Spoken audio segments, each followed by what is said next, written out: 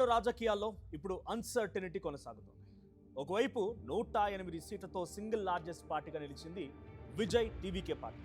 మరోవైపు wait and watch అంటోంది లోక్ భవన్. అసలు మ్యాజిక్ ఫిగర్ 118కి టీవీకే ఎందుకు చేరుకోలేకపోతుంది? ద్రవిడ దిగ్గజాలు డిఎంకే, ఏఐఏడిఎంకే కలిసి విజయ్ ఆట కట్టించబోతున్నాయా? విజయ్ని సీఎం కాకుండా అడ్డుకుంటున్నది ఎవరు? గవర్నర్ కావాలనే ఇదంతా చేస్తున్నారా? అయితే సపోర్ట్ ఇచ్చినట్లే ఇచ్చి మళ్ళీ ఎందుకు వెనక్కి తీసుకుంటున్నారు వివిధ చిన్న చితక పార్టీ? అసలు విజయ్ సీఎం అవుతాడా అవ్వడా? Let's decode the political equations of Tamil Nadu. Welcome to RTV. నేను మీ జర్నలిస్ట్ మనోజ్. విజయ్కి గవర్నర్ రాజేంద్ర విశ్వనాథ్ అర్లేకర్ చుక్కలు చూపిస్తున్నారు. రాజ్యాంగం రూల్స్ అంటూ ట్విస్ట్ల మీద ట్విస్ట్లు ఇస్తున్నారు. మెజారిటీతో వస్తే నో ఇష్యూ, రాకపోతేనే ప్రాబ్లం అంటూ క్లారిటీ ఇచ్చేశారు అటు రాజేంద్ర విశ్వనాథన్ అర్లేకర్, గవర్నర్ ఆఫ్ తమిళనాడు. ఇలాంటి సిచ్యువేషన్లో చరిత్ర పునరావృతమవుతుందా? 1996లో అటల్ బిహారీ వాజ్పేయి ప్రభుత్వం బల నిరూపణ చేయలేక కేవలం 13 రోజుల్లోనే కూలిపోయింది. ఎందుకు? సరైనటువంటి బలం లేకుండానే ప్రమాణ స్వీకారం చేయడం వల్ల అప్పట్లో రాష్ట్రపతి శంకర్ దయాళ్ శర్మ నిర్ణయం పైన సివియర్ క్రిటిసిజం వచ్చింది. ఇక ఇప్పుడు తమిళనాడులో కూడా అదే సీన్ రిపీట్ కాబోతోందా? గవర్నర్ అర్లేకర్ ఎక్స్ట్రా కాషియస్గా వ్యవహరిస్తున్నారు. 108 సీట్లున్నంత మాత్రాన సరిపోదు.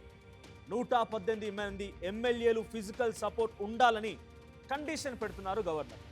ఏ రాష్ట్రంలోనైనా పార్టీ బల నిరూపణ అనేది లోక్ భవన్లో, రాజ్ భవన్లో జరగదు. అది జరిగేది అసెంబ్లీలో.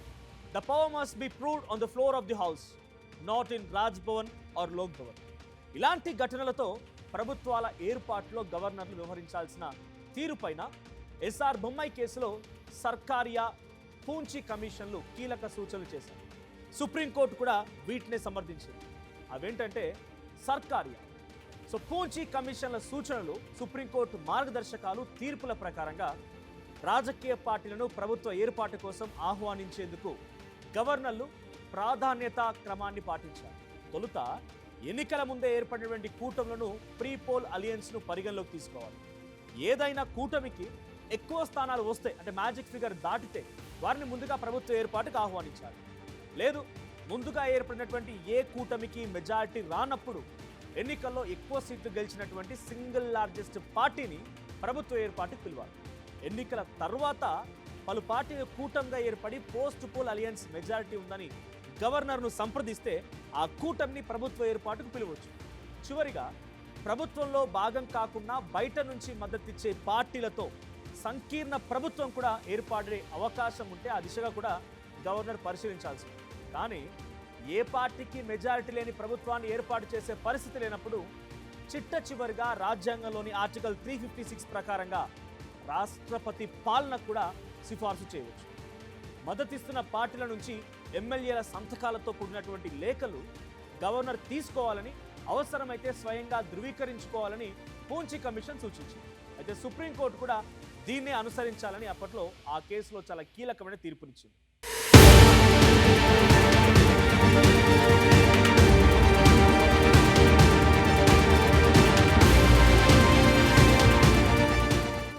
గవర్నర్ ఏదైనా పార్టీని ప్రభుత్వ ఏర్పాటుకు ఆహ్వానించే అంశమైనా, అప్పటికే కొనసాగుతున్న ప్రభుత్వానికి మెజారిటీ ఉందా లేదనేటువంటి అంశమైన లోక్ భవన్లో, రాజ్ భవన్లో నిర్ణయించేది కాదని ఎస్ఆర్ బొమ్మాయి కేసులో సుప్రీంకోర్టు చాలా క్లియర్గా ఆర్డర్ని విడుదల చేసింది.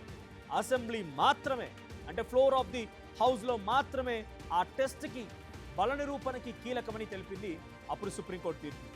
గవర్నర్ ఒక నిర్ణయానికి వచ్చే ముందు ఎమ్మెల్యేల సంతకాల కంటే అసెంబ్లీలో ఓటింగ్ అనేటువంటి అంశానికే ప్రాధాన్యత ఇవ్వాలని కూడా అప్పుడు పేర్కొంది సుప్రీంకోర్టు. అయితే కర్ణాటకలో నాటి గవర్నర్ పి వెంకట సుబ్బయ్య అప్పటికే కొనసాగుతున్నటువంటి ఎస్ఆర్ బొమ్మాయి ప్రభుత్వానికి మెజారిటీ కోల్పోయిందంటూ రద్దు చేసి ఆ తీర్పుతో, కేసు తీర్పుతో సుప్రీం ఈ అంశాలను స్పష్టం చేసింది.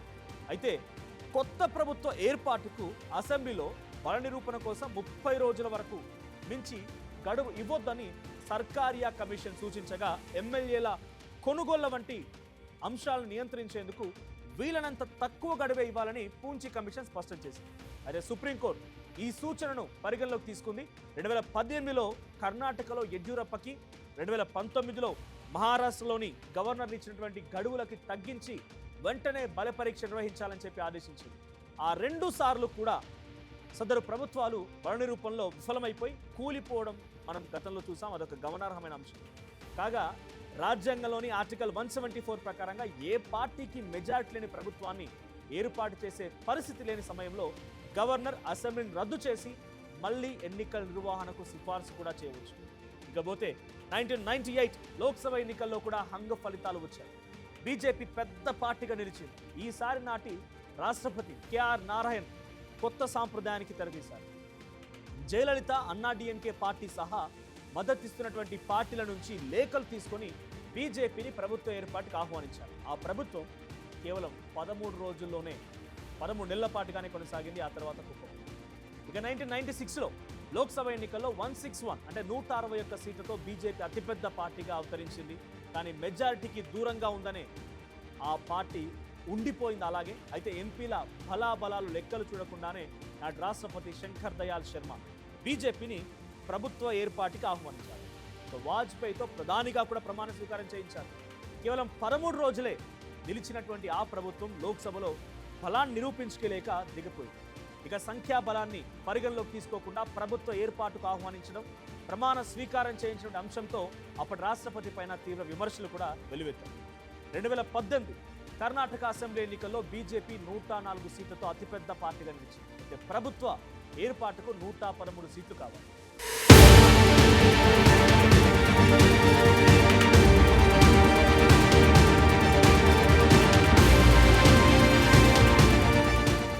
ఎనభై సీట్లు వచ్చిన కాంగ్రెస్, 37 సీట్లు వచ్చిన జేడీఎస్ కలిసి 117 మందితో అక్కడ బలాన్ని నిరూపించుకొని ఎన్నికల అనంతరం కూటమిగా ఏర్పడి ప్రభుత్వ ఏర్పాటుకు సిద్ధమయ్యాయి. కానీ అప్పటి గవర్నర్ వాజుభాయ్ వాలా అతిపెద్ద పార్టీగా నిలిచి బీజేపీని ప్రభుత్వ ఏర్పాటుకు ఆహ్వానించారు.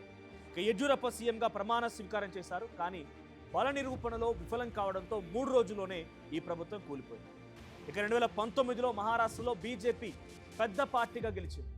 ఏ పార్టీకి మెజారిటీ రాలేదు. మరోవైపు శివసేన, ఎన్సీపీ, కాంగ్రెస్ కూటమిగా ఏర్పడ్డాయి. గవర్నర్ భగత్ సింగ్ కోషాయారి బీజేపీని ప్రభుత్వ ఏర్పాటుకు ఆహ్వానించి హడావుడిగా దేవేంద్ర ఫడ్నవీస్తో సీఎంగా ప్రమాణ స్వీకారం చేయించారు. కానీ బల నిరూపణలో విఫలమైన కారణంగా 4 రోజుల్లోనే ప్రభుత్వం కుప్పకూలిపోయింది మహారాష్ట్రలో.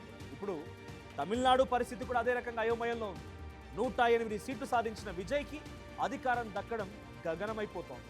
కాంగ్రెస్ సపోర్టుతో 5 సీట్లు కలిపి 113 అయినా ఇంకా సిపిఐ, సిపిఎం చెరో 2 స్థానాలు గెలిచి బీసీకే 2 స్థానాలు దక్కించింది. అయితే ఈ 3 పార్టీల సపోర్ట్ కోసం విజయ్ చాలా ప్రయత్నిస్తున్నాడు. అయితే ఇవి డిఎంకే కూటమిలో ఉన్నాయి. ఈ 3 పార్టీలు విజయ్కి మద్దతిచ్చే విషయంపై ఇంకా ఓ నిర్ణయానికి వచ్చేలా ఉంది. కానీ స్టాలిన్ మాత్రం ఒక్కసారి బయటకు వెళ్తే మళ్ళీ నా డిఎంకేలతో పొత్తు అనేటువంటి మాటే ఉండదు, అలా రావడం చాలా కష్టమని ఆలోచించుకోవాలని ఆ పార్టీలకి అల్టిమేటం కూడా జారీ చేశారు. దీంతో అటు స్టాలిన్ను వదలలేక ఇటు విజయ్ని సపోర్ట్ చేయలేక త్రిశంకు స్వర్గంలా మారిపోయింది ఈ పార్టీల పరిస్థితి. ఇక సుప్రీంకోర్టు చెప్పినటువంటి S R Bommai case, Punchhi commission నియమాల ప్రకారంగా ప్రభుత్వం ఏర్పాటుకు గవర్నరే విజయ్ని పిలవాలి. కానీ హార్స్ ట్రేడింగ్ అంటే ఎమ్మెల్యేల కొనుగోలు అంశం జరగకూడదని గవర్నర్ ముందస్తు జాగ్రత్తలు తీసుకుంటున్నట్టు ఆయన చెప్పుకొచ్చారు. తీసుకున్నట్టుగా ఉండొచ్చు అని కూడా అంటున్నారు. బట్ ప్రజెంట్ సిచ్యువేషన్ అలా లేదు. ఎందుకంటే విజయ్ని బీజేపీ ఫుట్బాల్ ఆడుకుంటుందనేటువంటి యాంగిల్లోనే మెసేజ్ వెళ్తోంది. ఇక అసెంబ్లీలో బల నిరూపణ చేసుకుంటామని విజయ్ ఎంత చెబుతున్నా గవర్నర్ ఏమాత్రం ఒప్పుకోవడం లేదు. ఇక మరోవైపు విజయ్ సీఎం అయితే సింపతి పెరుగుతుంది, ద్రవిడ నేలపై తమ పట్టు పోతుందనేటువంటి భయం స్టాలిన్లో మొదలైంది. దీంతో డిఎంకే, అన్నా డిఎంకే నేతలు రకరకాల కామెంట్లతో పొలిటికల్ క్లమ్జీనెస్కి తెరలేపారు. ఇక స్టాలిన్ కూడా డిఎంకే శ్రేయస్సు కోసం తాను ఎలాంటి డిసిషన్ తీసుకున్నా అందరూ శిరసా వహించాల్సిందే అంటున్నారు. దీన్ని ఎలా అర్థం చేసుకోవాలి? తమిళనాడులో ఉంటే 2 పార్టీలు ఉండాలి, అవి డిఎంకే లేదా అన్నా డిఎంకే. 3వ పార్టీకి అవకాశం ఉండకూడదనా? వాళ్ళు ఇదే ప్రయత్నం చేస్తున్నారా? అందుకోసం ఉత్తర దక్షిణ ధృవాల ఏకమవుతాయా? స్టాలిన్, పళనిస్వామి కోసం ఇద్దరు కలిసి ఒకరినొకరు సహకరించుకొని ప్రభుత్వాన్ని ఏర్పాటు చేయబోతున్నారా? అదే వారి మనసులో మాట అయితే విజయ్కి ప్రభుత్వం ఏర్పాటు చేసే అవకాశం ఇమ్మని స్టాలిన్ గవర్నర్ ఎందుకు కోరుతారు? తమిళనాట ఉన్న రాజకీయ నేతల్లో స్టాలిన్ అధికారం కన్నా విలువలకు కట్టుబడి ఉండే వ్యక్తిని చాలామంది నమ్ముతూ ఉంటారు. అలాంటి పెద్ద ఆయన విజయ్ని అడ్డుకుంటాడని మనం ఎట్టి పరిస్థితులు అనుకోలేదు. కానీ రాజకీయంగా రాజకీయ చదరంగంలో ఏదైనా జరగవచ్చు, ఎప్పుడైనా జరగవచ్చు, ఎలా అయినా జరగవచ్చు. అయితే విజయ్కి మద్దతు ఇవ్వాలని డిఎంకే కూటమిలో నుంచి చిన్న పార్టీలకు స్టాలినే చెప్పినట్టుగా సమాచారం ఉంది. అయితే పదవుల పంపకాల దగ్గర చిన్న చిన్న ఈగోల వల్ల క్లాషెస్ అవుతున్నట్టుగా తెలుస్తోంది. దీనికి తోడు పళనిస్వామి ఎప్పటికప్పుడు రాజకీయంగా ఆ పార్టీని కెలుకుతున్నాడనే టాక్ కూడా ఉంది. ఇక అసలు తమిళనాడు పొలిటికల్ స్క్రీన్ పై ఏం జరుగుతోంది? విజయ్ రాజ్యాంగ నిపుణులు లాయర్లతో నాన్ స్టాప్గా చర్చిస్తున్నారు. గవర్నర్ మరీ మొండికేస్తే 107 మందిని అవసరమైతే రాజీనామా చేయించాలనే దిశగా కూడా విజయ్ ఆలోచిస్తున్నారు. బట్ రాజ్యాంగ ప్రకారంగా వీళ్ళ రాజీనామా చెల్లదు. ఎందుకంటే వీళ్ళు అసెంబ్లీలో ప్రమాణ స్వీకారం చేసిన తర్వాతే ఎమ్మెల్యేలుగా గుర్తించబడతారు. ఆ రాజ్యాంగం తర్వాత వాళ్ళ ప్రమాణ స్వీకారం తర్వాత వాళ్ళ యాక్సెప్టెన్స్ ఉంటుంది. కాబట్టి వాళ్ళు రాజీనామా చేసినా కూడా చెల్లుబాటు అవ్వదనేది ఒక చర్చ. ఇక ఆ తర్వాత రాజీనామా చేస్తే వాళ్ళు ప్రమాణ స్వీకారం పూర్తయిన తర్వాత రాజీనామా చేస్తే కనుక అది చెల్లుబాటు అవుతుంది. అంతవరకు వీళ్ళు గెలిచిన అభ్యర్థులే తప్ప ఎమ్మెల్యేలుగా కాదు. ఇక సింపుల్గా చెప్పాలంటే పరీక్ష పాస్ అయ్యారు, బట్ సర్టిఫికెట్లు లేవు అన్నట్టుగా. So what next? Vijay steps అనేది చూడాలి. ఇంటికా, అసెంబ్లీకా? స్టాలిన్ చేతిలో విజయ్ ఫ్యూచర్ ఏంటి? Minute to minute high tension create చేస్తున్నటువంటి తమిళ రాజకీయాలకి ఏ తీరంలో చెక్ పడుతుందో చూడాలి. విజయ్ ఇంటికి వెళ్తారా? సీఎంగా అసెంబ్లీలో అడుగు పెడతారా? లేదంటే రాష్ట్రపతి పాలన విధిస్తారా? లేదు అన్నా డిఎంకే పొత్తు కలిసి ప్రభుత్వాన్ని ఏర్పాటు చేస్తాయా? ఏం జరుగుతుందో చూడాలి. ఈ ఇంట్రెస్టింగ్ పొలిటికల్ హ్యాపనింగ్స్ పైన మీ అభిప్రాయం ఏంటి? కామెంట్ చేయండి.